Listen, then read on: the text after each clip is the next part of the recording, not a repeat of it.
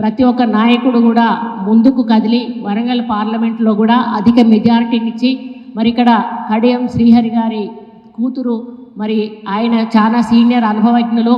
మరి ఈరోజు ప్రభుత్వ విధానాలను ఆకర్షితులై ప్రజలు కాంగ్రెస్ పార్టీ వైపు మొగ్గు చూపుతున్న తరుణంలో మరి టీఆర్ఎస్ పార్టీలో వచ్చినటువంటి వాళ్ళ కేసులు అయితేనేమి, ఫోన్ ట్యాపింగ్ విషయాలు అయితే వాటన్నిటి మీద మనస్తాపం అంటే ప్రజల్లోకి వెళ్ళలేని పరిస్థితి ఉంది. కాబట్టి నాకు ఈ టికెట్ వద్దు, నేను నించోలేను అనేటువంటి తన ఆలోచనలను పార్టీకి చెప్పి మరీ బయటకు వచ్చి ఈరోజు కాంగ్రెస్ పార్టీ ఆహ్వానం మేరకు వచ్చినటువంటి సోదరులు శ్రీహరి గారి కూతురు కావ్యను మరి క్యాండిడేట్గా డిక్లేర్ చేసే ఆలోచనలో పార్టీ ఉండడము, మేమందరం కూడా వాటిని ఆహ్వానిస్తూ మరి ముందుకు తీసుకువెళ్ళవలసిన బాధ్యత మా అందరి మీద కూడా ఉంది అని చెప్పి తెలియజేసుకుంటూ మరి అన్ని ఏర్పాట్లను కూడా తప్పకుండా ఆ యొక్క సభ నిర్వహణకు విజయవంతానికి మేము కృషి చేస్తామని, పార్లమెంట్ ఎన్నికల్లో ప్రతి ఒక్క నియోజకవర్గం నుంచి కూడా మాకు వచ్చిన మెజారిటీ కంటే కూడా ఎక్కువ మెజారిటీ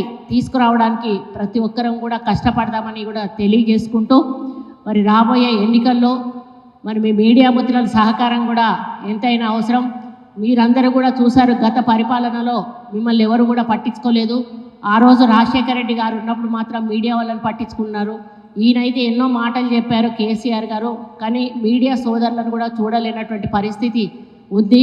మరి మళ్ళీ కాంగ్రెస్ ప్రభుత్వం వచ్చింది, మీకు తప్పకుండా అండగా దండగా ఉంటుంది. మీ సహకారం కూడా మాకు ఎల్లవేళలా ఉండాలని కోరుకుంటూ మరి వేదిక మీద ఉన్న ప్రతి ఒక్క శాసనసభ్యుడికి, నాయకుడికి, మరి వెనకాల కూర్చున్న మా లీడర్లందరికీ కూడా విజ్ఞప్తి చేస్తూ ఉన్నాను. మనమందరం కూడా కలిసి తప్పకుండా రాహుల్ గాంధీ గారి సభను విజయవంతం చేయాలి.